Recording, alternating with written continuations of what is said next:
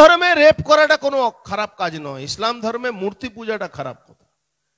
আল্লাহ নাকি বলেছেন রেপ করা কোনো খারাপ জিনিস নয়। আমাদের যারা পুলিশরা এই ইঁদুরের বাচ্চাই ক্রিমিনালটাকে বলতে চাই, ওর নাম নাম বললে ওই তোবা তোবা তোবা করতে হয়, কারণ ও এত লোকের বরদোয়া আছে, এত মানুষের খুন করেছে, ও ক্রিমিনাল রেকর্ডে বলছি।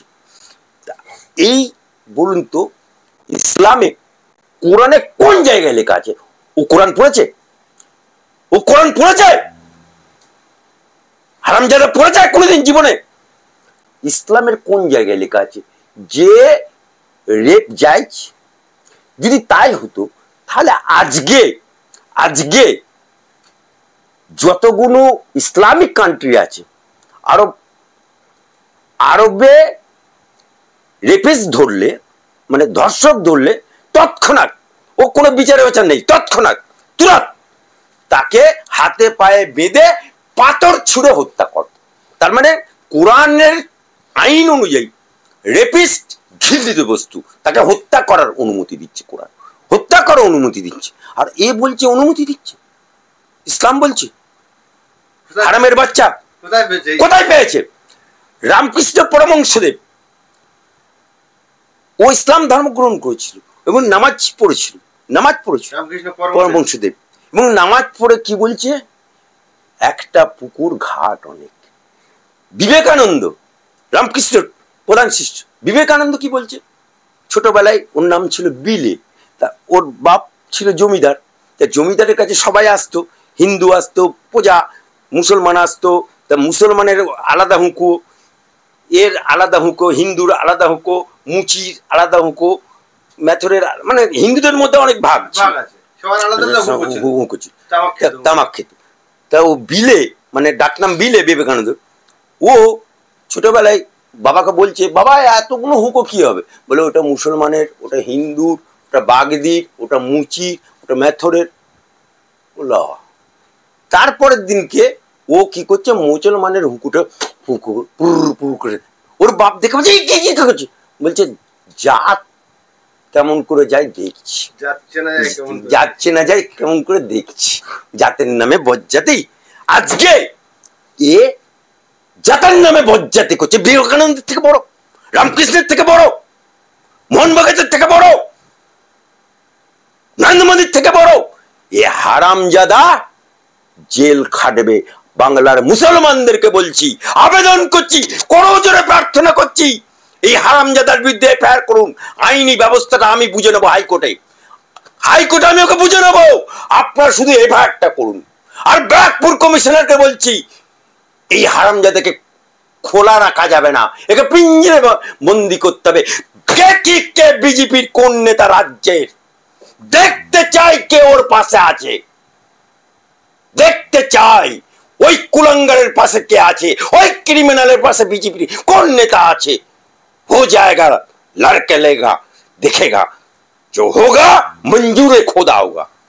हुई अर्जुन सिंह, अर्जुन सिंह আমার বাংলার বাঙালি না, আমার বাংলার সনাতনী না, আমার বাংলার হিন্দু ভাই না, বাংলার ও অধিবাসী না। ওর বাপ জুট মিলে কাজ করতে 3 বছর পেয়েছে, একটা রেকমেন্ডেশনে কোনো মুসলমানের নাম নেই, সব হিন্দুদের, সনাতনী ছেলেদের।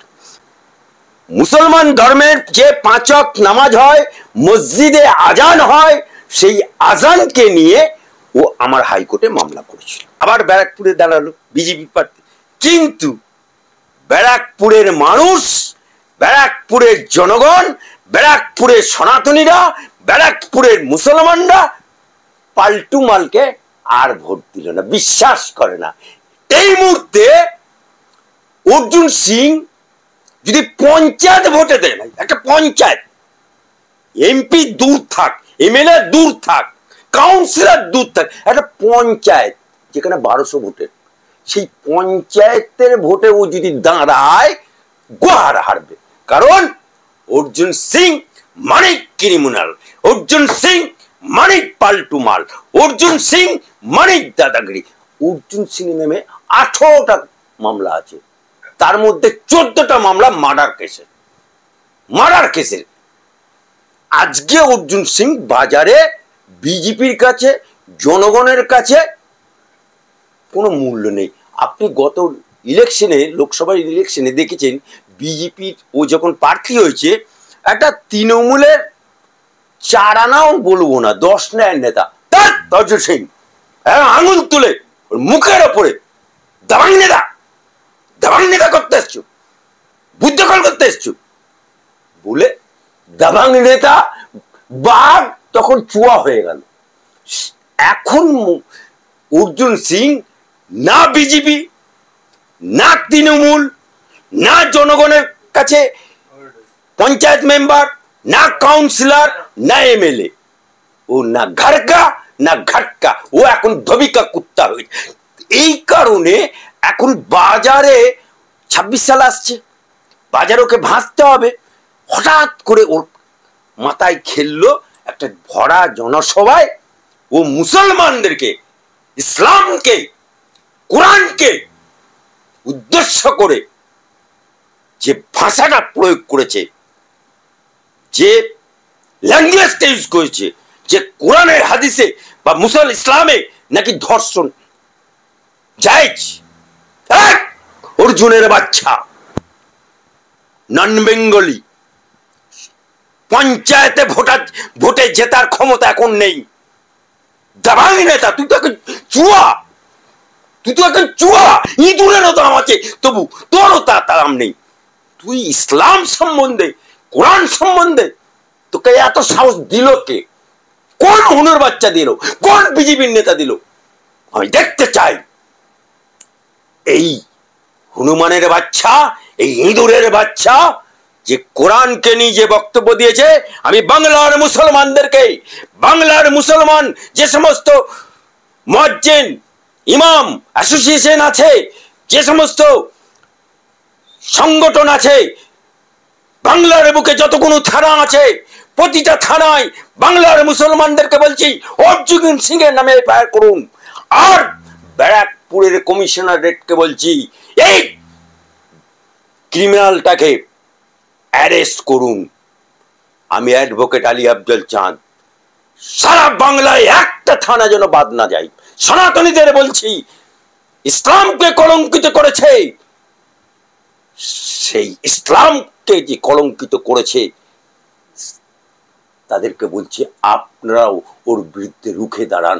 যেমন অভয়াকাণ্ডে we want justice, we demand justice বলে মানুষ রাস্তায় নেমেছিল, সেইভাবে ওর নামে এফআইআর হোক।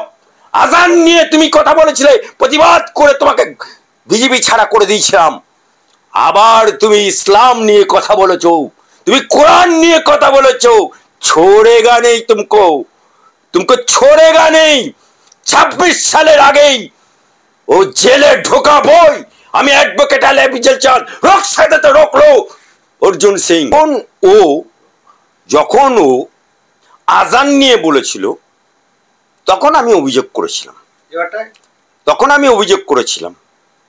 সেই অভিযোগের ভিত্তিতেই ও দল ওকে লিখিতভাবে না করে অলিখিতভাবে ওকে সাইড করে দিয়েছিল। বিজেপি সহজে কাউকে সাসপেন্ড করে না, অলিখিতভাবে তাকে বুঝিয়ে দেয়। সংঘ অলিখিতভাবে বুঝিয়ে দেয়, তোমাকে, তুমি আছো, তোমাকে বাদ দিল না, কিন্তু তুমি আবার নাই। এটাই হচ্ছে আমাদের নিয়ম সংগঠনের। তা আজকে যে ঘটনাবলী ঘটিয়েছে, যে কোরআনকে নিয়ে বলেছে, যে ইসলামকে নিয়ে বলেছে, আমি শুধু অর্জুন সিংকে এইটুকু বলতে চাই, অর্জুন সিং ক্রিমিনালের বাচ্চা, 16টা কেসের আসামি, 18টা কেসের আসামি, বিধানসভা ভাঙা আসামি। তুমি দাবাং নেতা নাকি আজকে মোদিজি কি বলে, সবকা সাথ সবকা বিকাশ সবকা বিশ্বাস। মোদিজির যে আবাস যোজনা শুধু হিন্দু পাড়ায় হয়েছে, মুসলমান পাড়ায় হয়নি, দেখাতে পারবে অর্জুন সিং? হাই কই মাইকেলাল, প্রধানমন্ত্রী সড়ক যোজনা শুধু হিন্দু পাড়ায় হয়েছে, মুসলমান পাড়ায় হয়নি, দেখাতে পারবে অর্জুন সিং? আজকে কোভিডের সময় শুধুমাত্র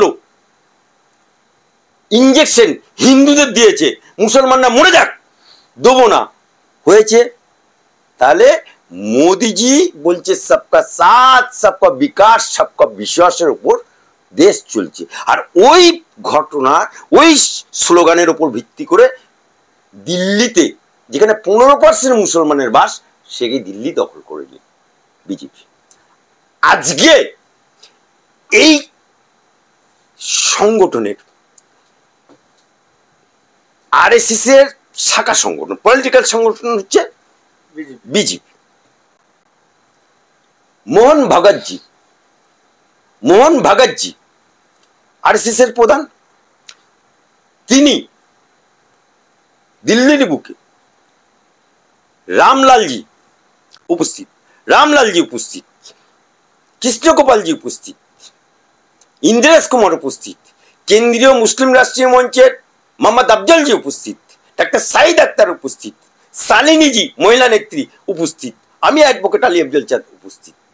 সেখানে দাঁড়িয়ে কি বলেছিল, भारतीय मुसलमान को कोई हिंदू अगर छेड़छाड़ करेगा, अगर